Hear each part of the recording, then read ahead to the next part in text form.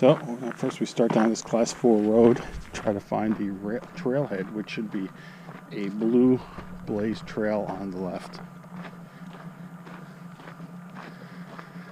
It is already very humid out here, already about 68 degrees.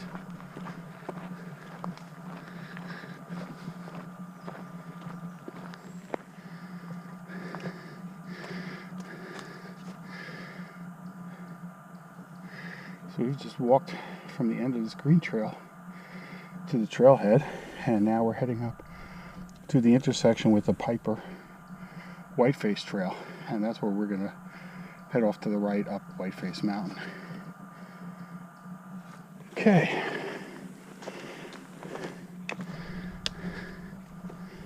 Start our slow and relentless climb.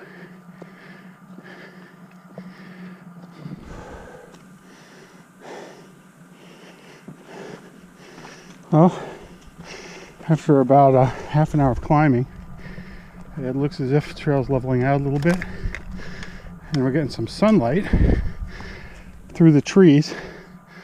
Almost looks like there's a little bit of a ridge line to the left, so we must be getting close to the junction with the Piper Whiteface Trail.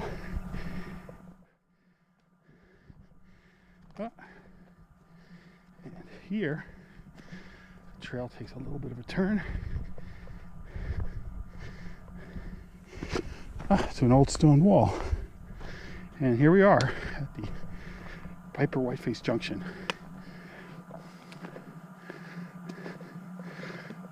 So going straight ahead would be the green trail markers to Piper, and we're going to make this right turn to head up to the summit of Whiteface.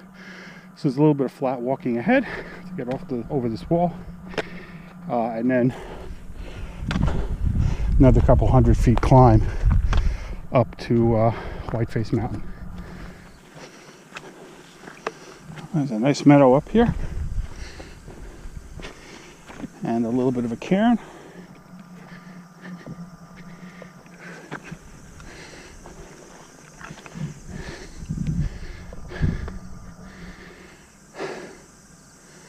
Nice little place for a break.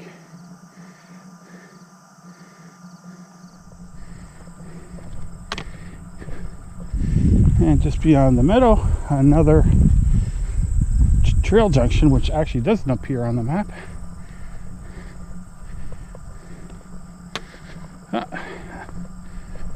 Don't know where the right branch goes, but the left branch is Blue Blaze, so we follow the Blue Blazes. So maybe we're about 10-15 minutes further down that ATV trail, and the ground is starting to slope up, and we have a little pond in our way. There is a walk around trail, even though I hate doing those because it sort of spreads the erosion. Let's just see if we can go across this large rock. There we go. Still maintaining the same trail. And just after this here, we start our next climb up to the summit of Whiteface.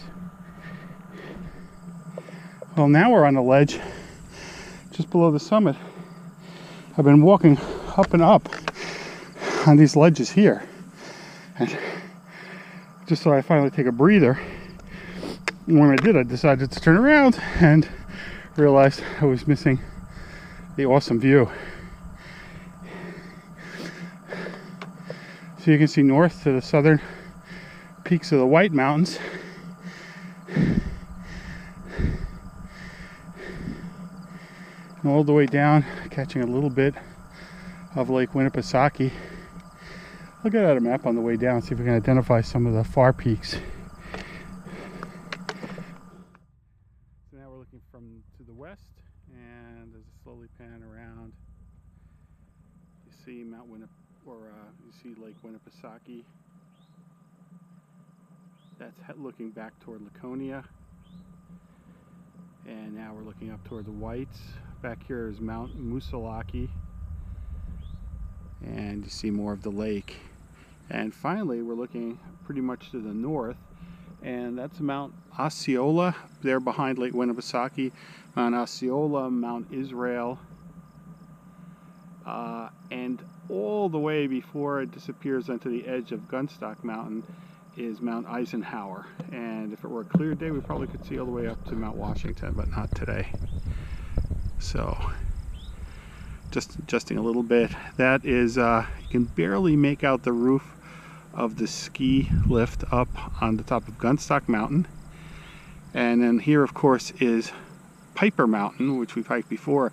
And you can see the radio tower on the top of Belknap Mountain, which is just beyond, obscured by Piper. And this is the north ledge of Piper. This is where a small plane crashed a couple of years ago, taking off from Laconia. And the wreckage is just below the summit, the north summit of Piper. And if you look down the ridgeline of Piper, it travels along the ridge to Sweat Mountain and the rest of the Belknap Range in the background. So once again, a really pretty ridgeline to walk. You can spend the whole day just walking up here on the Belknaps. So it is time to take our water break, nibble on a candy bar, and head back on down the trail. So far, hopefully this is all being caught on our GoPro camera. This is a really great short hike that's not too challenging. Potentially could be a really nice snowshoe track in the winter, because the trail is fairly wide in most places and not too rocky or steep.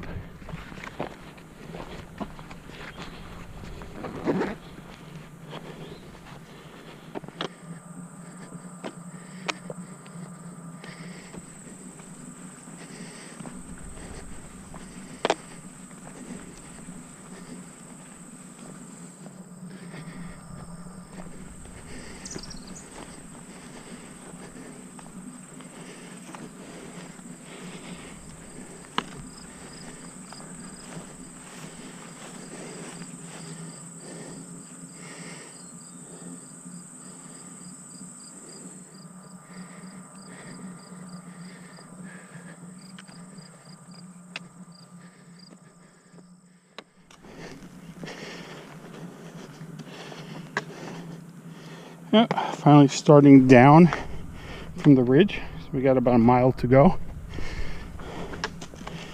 And boy, it's getting warm out here. It's over 85, really humid. So it's a blessing to be under these dark canopy of trees.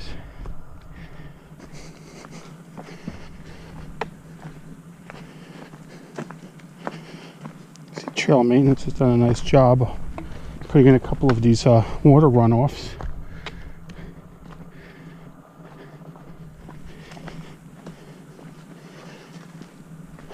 This trail is a lot smoother than most that have gone into Belknap. A lot of leaf cover, not too much in the way of rocks, especially down lower here. This is a pleasure. It's wide and not too rocky at all. And we're back down to our stream bed. So not too much farther.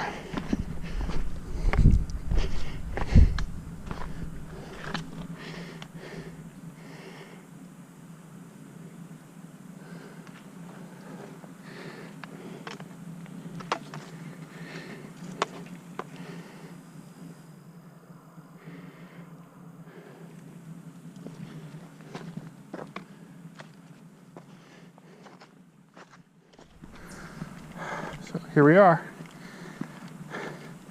back at the base, and the car is waiting. So that is it. Very nice hike back at 10:45. So still have a full day ahead. Whiteface Mountain. Time to hit the highway and head back to Pepperell.